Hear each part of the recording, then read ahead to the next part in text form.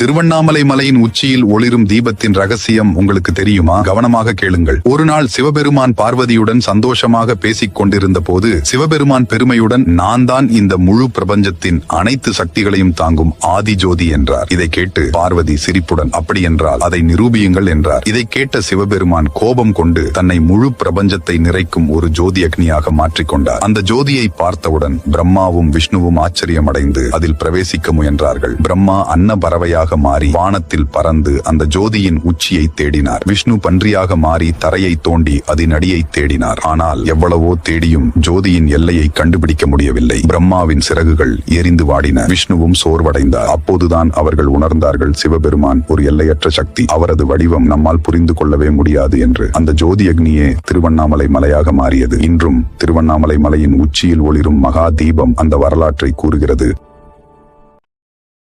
Download ShareChat.